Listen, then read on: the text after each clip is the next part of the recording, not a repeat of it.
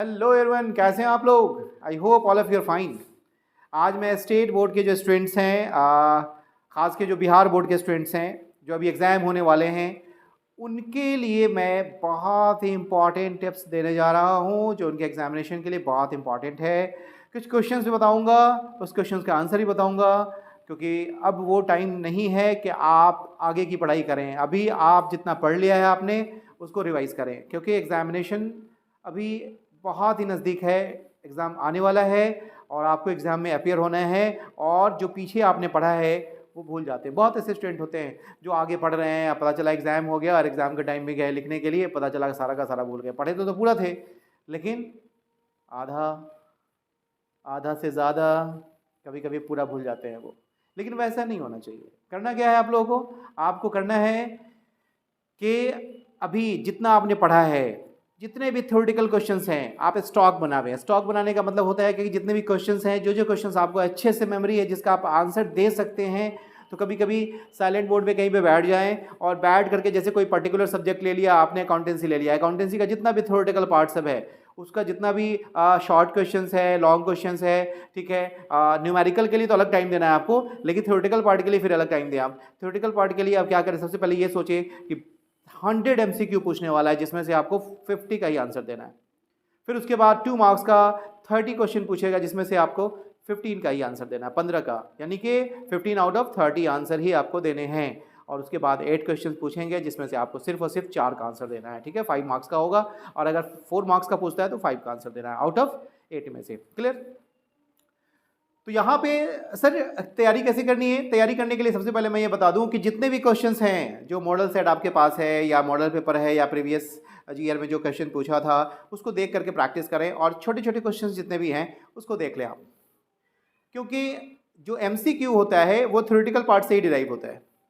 क्योंकि अगर आपका थ्योरेटिकल पार्ट बढ़िया हो जाता है तो 100% सारे के सारे MCQ का आप आंसर दे सकते हैं, ठीक है। 50 का आंसर देना आउट ऑफ 100 से, ये कोई बड़ी बात नहीं है, बहुत ही सिंपल है, आप दे सकते हैं। और सारा क्वेश्चन आता हुआ रहेगा आपको 100%। जो मैंने सजेस्ट किया है उस बुक को ले लें, और जिनको नहीं पता है वो मेरे से कांटेक्ट करें, उनको मिल जाएगा, ठीक है। तो सबसे पहले मैं बता दूं आपको कि 30 क्वेश्चंस में आउट ऑफ, कहा गया आउट ऑफ 30 में से 15 का आंसर देना है। वो 15 क्वेश्चंस कैसे होंगे, किस तरह के होंगे? तो क्या करना है कि जो क्वेश्चंस तुमने पढ़ा है, जो तुमको पता है, उसको कॉपी में नोट कर लो, उसको अलग सेट करो कि हाँ ये आपको अच्छे से आता है, इसका आंसर मैं दे दूंगा, इसका आंसर दे दूंगा। बैठो, कभी कभी 20, 50, 30 क्वेश्चंस बैठ करके, कम से कम नहीं भी, कम से मिनिमम 50 क्वेश्चंस को कम से कम देखो कि तुम्हारा ये 50 क्वेश्चंस हो रहा है कि नहीं हो रहा है। अब उसके बाद जो नहीं आता है उसको टिक करो, जो नहीं आता है उसको थोड़ा पढ़ना है तुमको, अगर वो इंपॉर्टेंट है तुम्हारे लिए तब, ठीक है।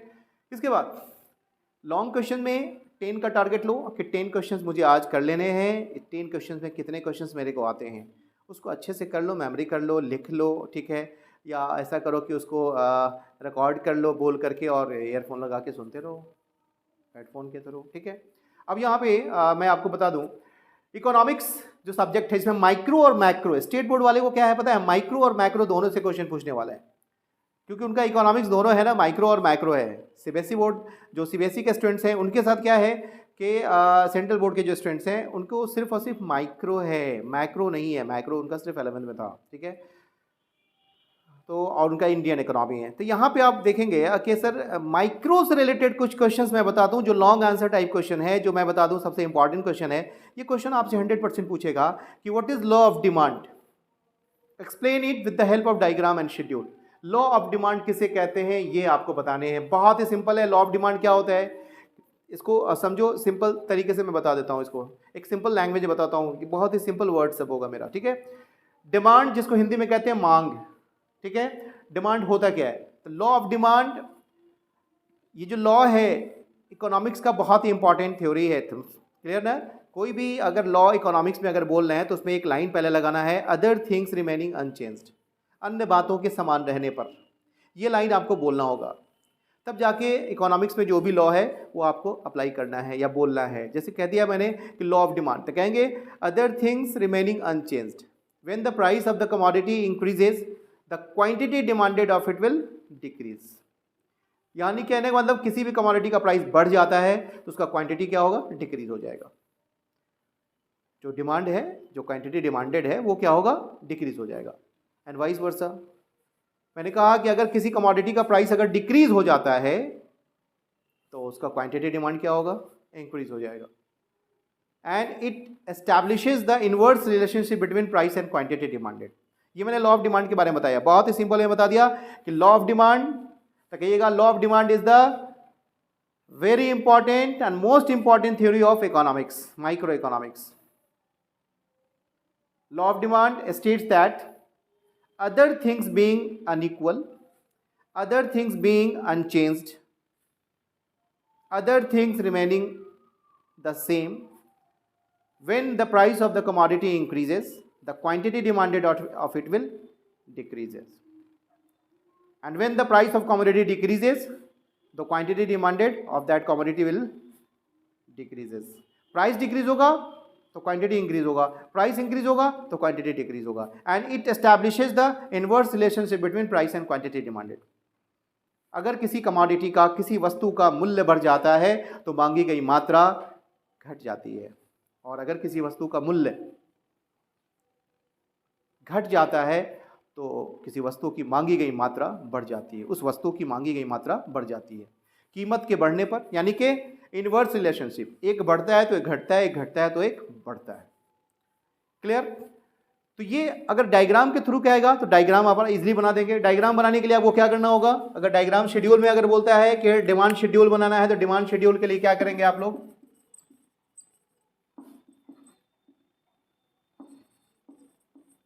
आपने डिमांड शेड्यूल लिख दिया, यहां पे प्राइस शो कर देना, यहां पे क्वांटिटी शो कर देना, प्राइस ऑफ एक्स कमोडिटी और quantity of x commodity. Q x लिख सकते हो, पी एक्स लिख सकते हो, सिंबॉलिकली लिख सकते हो पी एक्स और इसको क्यू एक्स, ये भी लिख सकते हो। क्लियर? अब यहाँ पे क्या करना है, ये एक शेड्यूल मैं तैयार कर दिया मैंने, एक टेबल है जिसमें आपको शो करना है कि अगर प्राइस 2 है, 3 है, 4 है, 6 है, यहाँ पे क्वांटिटी अगर मान लो 15 है, 10 हो गया, 8 हो गया और ये 4 हो गया। तो क्या देख रहे हो कि that schedule shows when the price of a commodity increases the quantity demanded of that commodity will decreases. कहने का मतलब अगर ये बढ़ता है तो ये घटता है। When the price of the commodity increase the quantity demanded of it will decrease. अब यहाँ पे गौर से देखेंगे कि 2 रुपया क्वांटिटी था, प्राइस था किसी कमोडिटी का, तो डिमांड कितना कर रहे थे, 15। जैसे जैसे प्राइस हमारा इंक्रीज होता है वैसे वैसे डिमांड हमारा डिक्रीज हो रहा है, देख रहा, ठीक है। तो ये मैंने बता दिया, अगर प्राइस हमारा 6 है तो क्वांटिटी 4 है, प्राइस इंक्रीज हो रहा है क्वांटिटी बढ़ रहा है, प्राइस अगर डिक्रीज हो रहा है क्वांटिटी बढ़ रहा है, प्राइस फिर डिक्रीज हो रहा है क्वांटिटी बढ़ रहा है, प्राइस डिक्रीज होकर 2 हो गया, 6 to 2, क्वांटिटी क्या होगा, इंक्रीज हो गया।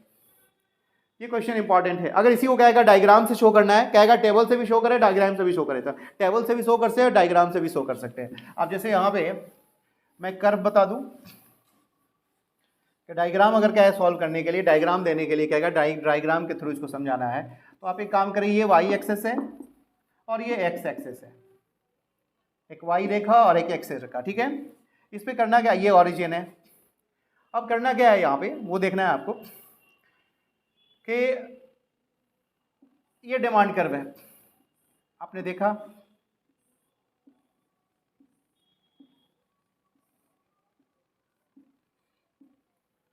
टू 4 6 8 ये प्राइस मैंने शो कर दिया और ये क्वांटिटी हो गया,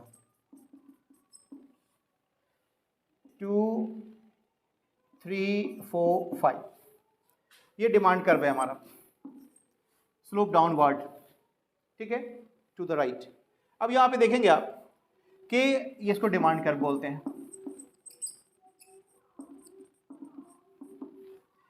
प्राइस हमारा 8 था तो क्वांटिटी कितना है, 2, प्राइस हमारा डिक्रीज कर रहा है, क्वांटिटी हमारा इंक्रीज कर रहा है, फिर प्राइस डिक्रीज हो रहा है 4, क्वांटिटी हमारा 4 हो गया है। अब यहाँ प्राइस 2 हो गया, डिक्रीज होकर के क्वांटिटी बढ़ रहा है, जैसे जैसे हमारा प्राइस डिक्रीज होता है वैसे वैसे क्वांटिटी डिमांडेड क्या हो रहा है, हमारा इंक्रीज हो रहा है। और जैसे जैसे प्राइस अगर यहाँ से दिया जाए 2 है तो क्वांटिटी हमारा 5 है, प्राइस हमारा इंक्रीज हो रहा है, क्वांटिटी हमारा डिक्रीज हो रहा है, फिर क्वांटिटी प्राइस इंक्रीज हो रहा है, क्वांटिटी हमारा डिक्रीज हो रहा है। अब यहाँ प्राइस हमारा बहुत ज़्यादा इंक्रीज कर गया, क्वांटिटी हमारा डिक्रीज कर गया। ऐसे भी आप भी कोई कमोडिटी पढ़ने का, अगर गोल्ड का प्राइस ऑटोमेटिक बढ़ जाए तो हो सकता है गोल्ड का डिमांड घट जाएगा। गोल्ड का अगर प्राइस घट जाता है तो हो सकता है डिमांड 100% उसका क्या होगा, इंक्रीज हो जाएगा। तो ये लॉ ऑफ डिमांड मैंने बता दिया। इसी तरह आप अब जब भी लॉ ऑफ डिमांड का आंसर देते हैं तो अपने आप को आप फील करें कि यू आर अ कंज्यूमर, आप एक कस्टमर हैं, कस्टमर पॉइंट ऑफ व्यू से। इसी तरह एक क्वेश्चन इसमें और है, वो है what is law of supply, what is law of supply. ठीक है, ये भी इंपॉर्टेंट क्वेश्चन है, ये भी एग्जाम में आ सकता है लॉन्ग क्वेश्चन में। ठीक है, लॉन्ग आंसर टाइप क्वेश्चन होगा, उसमें पूछेगा। मैं बता रहा था कि what is law of supply, explain it with the help of diagram and schedule. तो आप यहाँ पे फिर कहेंगे कि लॉ ऑफ सप्लाई होता क्या है, तो कह सकते हैं, या इसको कहते हैं पूर्ति। किसे कहते हैं, पूर्ति को, पूर्ति के नियम को कहेगा, पूर्ति का नियम क्या है, और इसको तालिका और चित्र के द्वारा प्रदर्शित करें या समझाएं। कहेगा explain it with the help of diagram and schedule. ठीक है, या कर्व ड्रॉ करने के लिए बोलेगा तो डायग्राम में आप ये इसी को बनाएंगे। ठीक है, अब ये बता दूं आपको पूर्ति के बारे में, पूर्ति होता क्या है, यानी सप्लाई क्या होता है, तो ये एक अलग क्वेश्चन है। लॉ ऑफ सप्लाई क्या है, तो मैं यहाँ पर टॉपिक ले रहा हूँ लॉ ऑफ सप्लाई क्या है, what is law of supply, पूर्ति का नियम क्या है। अदर थिंग्स रिमेनिंग अनचेंज्ड, ये लाइन आपको लिखना होगा। When the price of a commodity increases the quantity supplied of that commodity will also increases. यानी क्वांटिटी अगर प्राइस बढ़ रहा है तो क्वांटिटी सप्लाई भी ज़्यादा होगा, और क्वांटिटी अगर हमारा डिक्रीज हो, सॉरी प्राइस अगर डिक्रीज हो रहा है तो क्वांटिटी सप्लाइड भी क्या होगा, डिक्रीज होगा। यानी it establishes the positive relationship between price and quantity supplied. वहाँ क्या था, inverse relationship between price and quantity demanded, और यहाँ क्या है, positive relationship between price and quantity supplied. यहाँ पॉजिटिव रिलेशनशिप, वहाँ नेगेटिव। क्लियर। अब यहाँ पे गौर से देखेंगे, सर ऐसा क्यों होता है। देखो इसमें क्या होगा, सर प्राइस बढ़ेगा तो सप्लाई क्या होगा, ज़्यादा होगा, 100% ज़्यादा होगा। अब प्राइस अगर घटेगा तो सप्लाई डेफिनेटली वो घट जाएगा, क्योंकि आपको सप्लाई के केस में एज ए अपने आप को एज ए प्रोड्यूसर मानना है, अपने आप को सप्लायर या प्रोड्यूसर के रूप में अपने आप को एज्यूम करना है। अब कैसे बता दूँ, सपोज मान लो किसी कमोडिटी का सप्लाई बहुत ज़्यादा है, ठीक है, बहुत ज़्यादा है, जितना भी सप्लाई हो रहा है, जितना डिमांड हो रहा है सप्लाई हो रहा है। ठीक है, अगर किसी चीज़ का कमोडिटी का कोई भी किसी भी कमोडिटी का प्राइस अगर बढ़ जाता है, 100% बढ़ जाता है, तो सप्लाई क्या होगा, वो बढ़ाना शुरू करेगा। ठीक है, और किसी भी चीज़ का कमोडिटी का प्राइस, किसी भी कमोडिटी का प्राइस अगर घट जाता है, ठीक है, तो प्रोड्यूसर क्या करेगा, उसका सप्लाई घटाना शुरू करेगा। क्यों ऐसा करेगा, इसके पीछे रीज़न मैं बता रहा हूँ। सपोज मान लीजिए कि आपने देखा कि कोई कमोडिटी है, उसका प्राइस घट रहा है, और सप्लायर अगर उसका सप्लाई और ज़्यादा करेगा तो क्या होगा, प्राइस और घटना शुरू हो जाएगा। तो यहाँ पे अगर मान लो कि बहुत ज़्यादा, अगर मान लो प्राइस अगर उसका घट रहा है और सप्लाई भी बढ़ रहा है, प्राइस घटने पर सप्लाई अगर बढ़ा देगा तो प्राइस तो और घटना शुरू हो जाएगा उसका। इसलिए वो क्या करता है, स्टॉप करता है वहाँ पे, क्योंकि अगर प्राइस हमारा घट रहा है तो सप्लाई भी घटाएगा, क्योंकि उसका प्राइस फिर क्या होगा, बढ़े, प्रोड्यूसर पॉइंट ऑफ व्यू से, क्योंकि आपको सप्लाई घटता है, प्रोड्यूसर सप्लाई को घटाना शुरू कर देता है। और इसी केस में आप यहाँ पे इसका इन्वर्स देखिए, अगर प्राइस अगर किसी कमोडिटी का बढ़ रहा है ना, तो उसका सप्लाई ज़्यादा होना शुरू हो जाता है, उसका सप्लाई ज़्यादा होता है। ठीक है, तो यहाँ पे आपने देखा कि प्रोड्यूसर हमेशा ये सोचता है कि बढ़े हुए क्वांटिटी, यानी कि बढ़े हुए प्राइस पर बढ़ा हुआ क्वांटिटी सप्लाई हो, और घटे हुए क्वांटिटी पे क्या होगा, वो सप्लाई घटाना शुरू कर देता है, यानी सप्लाई घटना शुरू हो जाता है। यानी कि प्राइस के बढ़ने पर क्वांटिटी सप्लाइड क्या होता है, घट जाता है, प्राइस के बढ़ने पर क्वांटिटी सप्लाइड बढ़ जाता है, यानी कि पॉजिटिव रिलेशनशिप को एस्टैब्लिश करता है।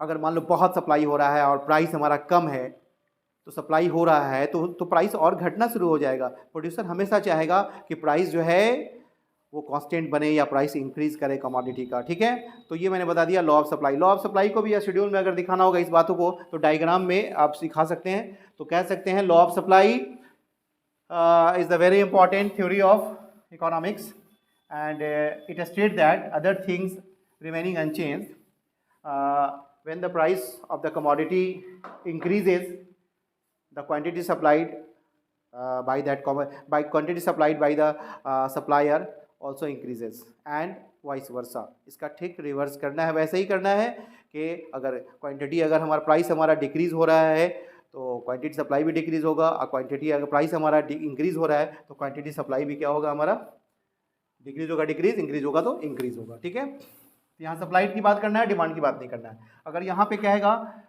सप्लाई शेड्यूल, अगर कहते करने के लिए लॉ ऑफ सप्लाई शेड्यूल,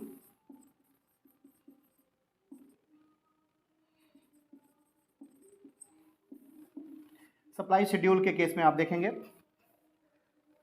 यहाँ पे प्राइस ऑफ एक्स कमोडिटी और quantity supplied of x commodity.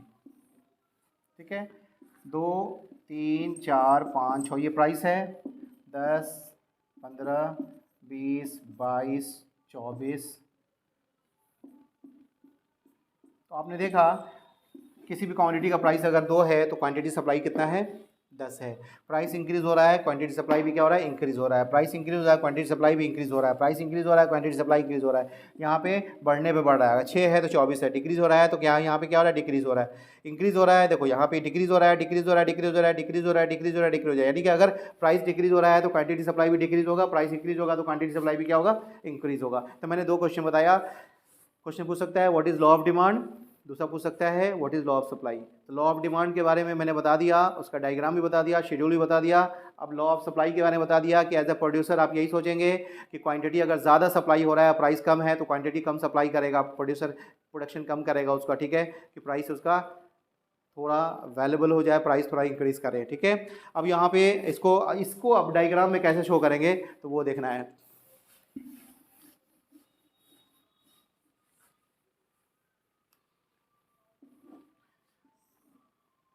ये हमारा वाई एक्सिस है और ये हमारा एक्स एक्सिस है। ठीक है, ये ओरिजिन है।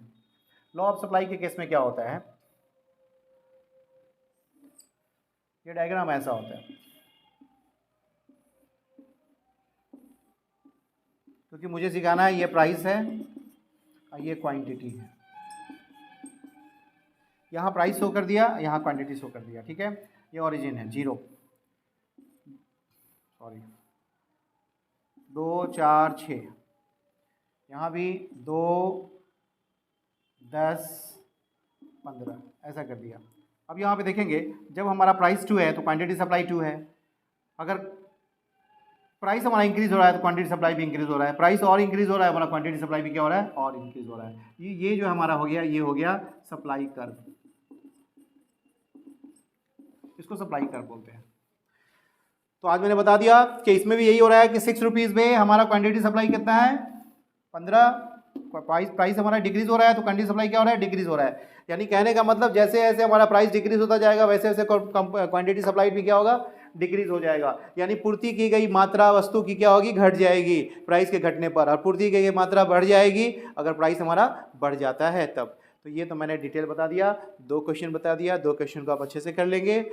इसके बाद मैंने यहाँ पे लिखा है distinction between perfect competition and monopoly, monopoly और परफेक्ट कंपटीशन।